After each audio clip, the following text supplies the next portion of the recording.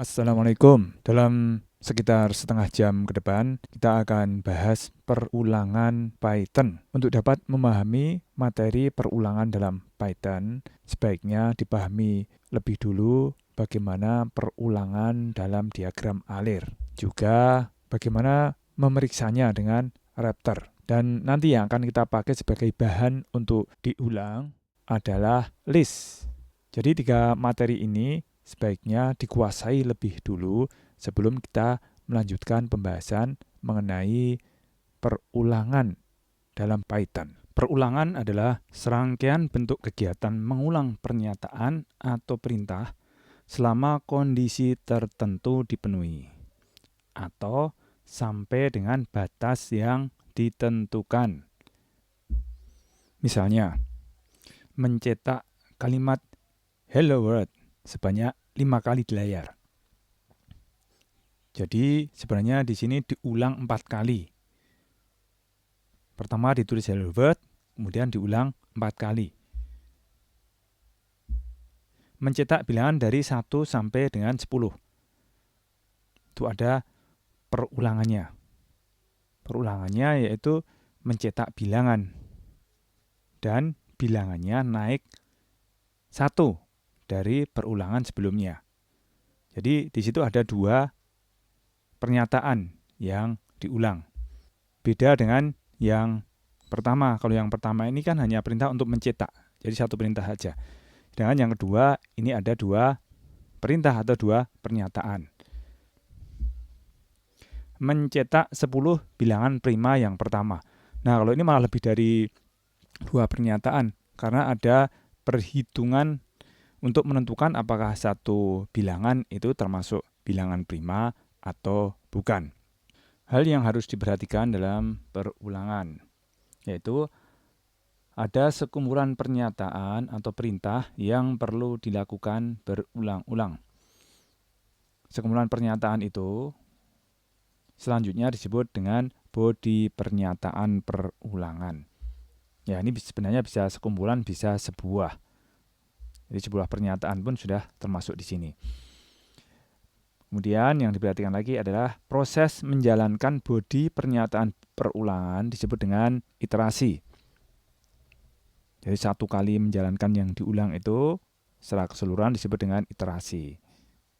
Jadi kalau misalnya ada 10 iterasi, itu ada iterasi ke-1, iterasi kedua, iterasi ketiga, dan seterusnya sampai ke 10. Kenapa lebih tepat dengan iterasi?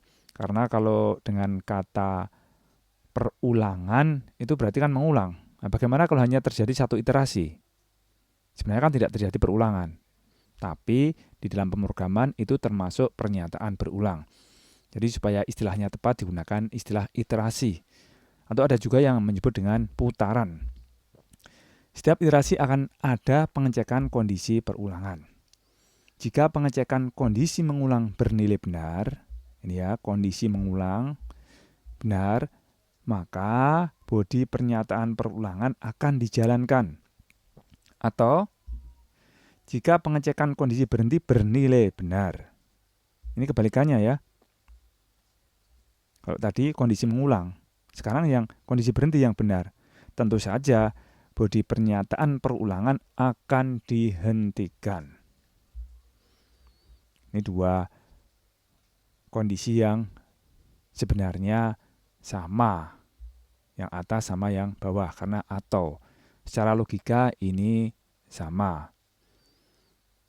Kita akan mengatakan misalnya aktivitas kuliah.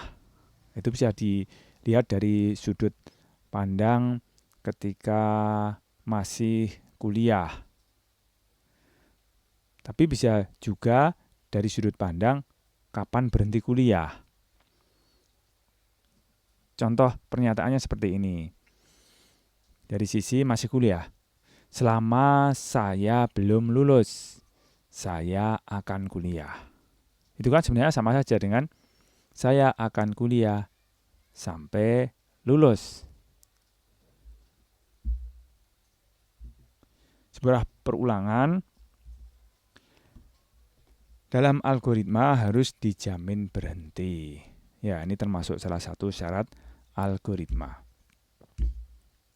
Perulangan terdiri dari dua bagian, yaitu bagian kondisi yang bisa dinyatakan dalam bentuk ekspresi logika. Bisa kondisi yang mengakibatkan perulangan berhenti, tapi bisa juga kondisi yang menyatakan perulangan masih dilakukan. Kemudian bagian yang kedua adalah bodi pernyataan perulangan.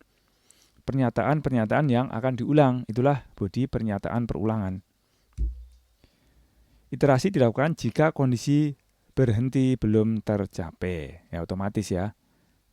Atau iterasi tetap dilakukan selama kondisi mengulang dipenuhi. Ini hanya dari dua sudut pandang yang berbeda, padahal sebenarnya kejadiannya sama. Oke, ini ada ilustrasi. Bagaimana memandang satu perulangan dari sudut pandang yang berbeda. Logikanya bagaimana? Ini perulangan dengan logika memeriksa kondisi berhenti. Jadi kalau kondisi berhentinya itu dipenuhi, maka tidak akan terjadi lagi perulangan. Misalnya ingin menampilkan isi list ini. Iterasi ke-1, 20523777. Iterasi kedua, Jim. Iterasi ketiga, emailnya, gitu ya. Iterasi keempat, nomor HP-nya. Iterasi kelima, informatika. Pengecekan kondisi. Pengecekan setiap elemen di setiap iterasi. Berhenti ketika semua elemen sudah ditampilkan. Nah, ini sudah ditampilkan belum? Sudah. Ya, kalau sudah berarti berhenti. Jadi sudut pandangnya dari sisi kondisi berhenti. Merah ya, berhenti ya. Kapan berhenti? Yaitu semua elemen sudah ditampilkan. Ya, kalau sudah ditampilkan ya sudah berhenti. Sekarang logika yang sebaliknya. Yang diperiksa adalah kondisi mengulang. Ya, ini kan masih ada yang belum ditampilkan. James 777 dan seterusnya. Dia masih ngulang. Ini masih juga belum ditampilkan, masih ngulang. Ini juga masih belum ditampilkan, masih ngulang. Sekarang semuanya sudah ditampilkan, berarti berhenti. Yang akan kita bahas dalam video ini hanya sebatas perulangan for. Sebenarnya masih ada jenis perulangan yang lain.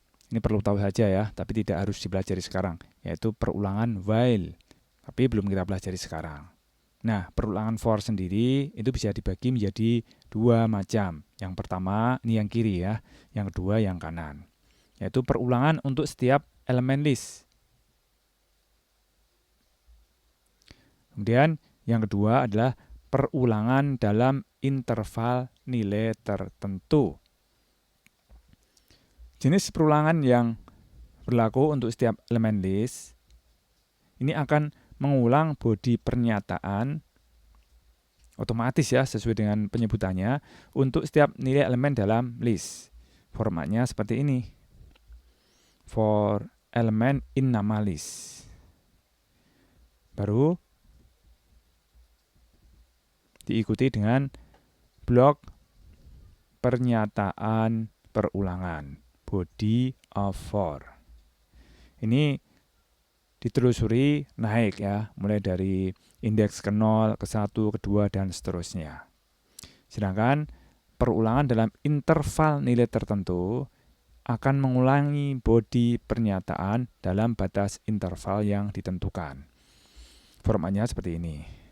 Jadi sebenarnya sama-sama dengan kata kunci for dan in. Tetapi yang pertama, in-nya itu diikuti dengan nama list. Sedangkan yang kedua, in-nya itu diikuti dengan range, interval. Kemudian di dalam range itu ada 3 parameter. Parameter yang pertama adalah awal mengulang. Ini kalau tidak disebutkan berarti A-nya kosong, default-nya kosong. Kemudian yang kedua adalah awal tidak mengulang. Kemudian yang ketiga adalah beda nilai I antar perulangan. Ini kalau tidak disebutkan berarti nilai C-nya adalah 1. Kalau ingin intervalnya naik berarti A-nya harus kurang dari B. Kalau ingin turun berarti B-nya harus kurang dari A. Kemudian otomatis C-nya ini harus negatif. Perhatikan contoh berikut ini. Ada list dengan nama buah. Isi elemen-elemennya adalah apple, banana, cherry. Ya, kalau perulangannya dengan for x in buah, berarti setiap elemen di dalam buah ini akan di-print satu persatu. Hasilnya seperti ini. Yang selanjutnya, ini merupakan program untuk menjumlahkan angka dalam list. Mudah-mudahan masih ingat dengan perulangan yang dibahas di diagram alir dulu. Ada uang sumbangan, begitu kan? Nah, ini bisa dianggap sebagai nilai nominal uang yang disumbangkan. Ada berapa orang nih? 1, 2, 3, 4, 5, 6, 7, 8, 9. 9 orang menyumbang, begitu. Ingin dijumlahkan. Nah, cara menjumlahkannya itu seperti mengumpulkan uang sumbangan itu dengan kantong sumbangan yang diedarkan. Pasti ketika belum mulai meminta sumbangan, kantongnya masih kosong. Ya, dulu diberi ilustrasi dengan amplop itu ya. Amplopnya dimasukkan kantong atau amplop yang besar. Masih kosong, begitu satu persatu donaturnya diminta menyumbang, maka isi kantong yang baru atau kondisi terkini dari nilai kantong itu ya adalah isi kantong yang lama ditambah dengan nilai sumbangannya. Nah, ini bisa dinyatakan dengan for juga. For value ya, in numbers. Sum equal to sum plus val. Sum sama dengan sum plus val.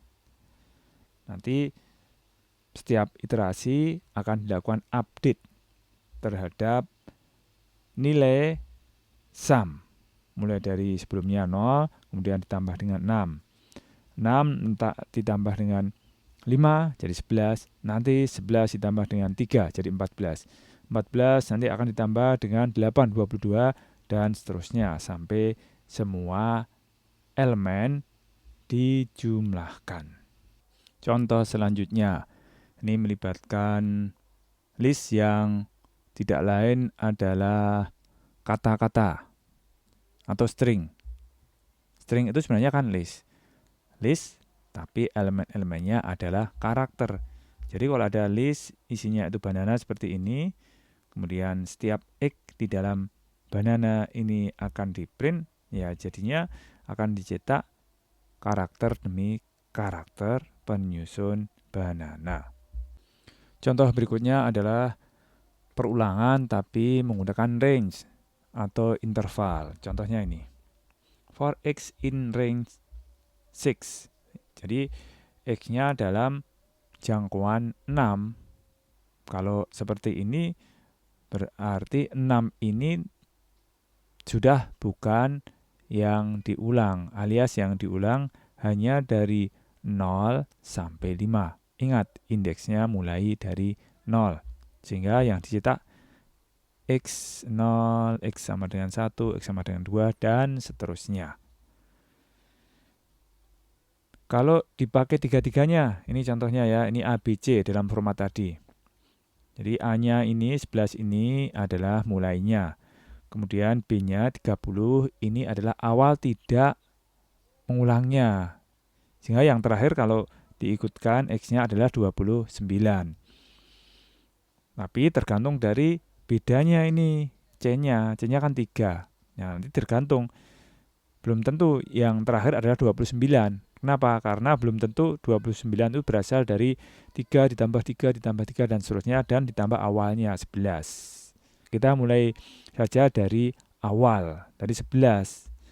11 ditambah 3, 14, tambah 3, 17, tambah 3, 20, tambah 3, 23, tambah 3, 26, tambah 3, 29. Nah, tadi saya bilang belum tentu, ternyata terjadi.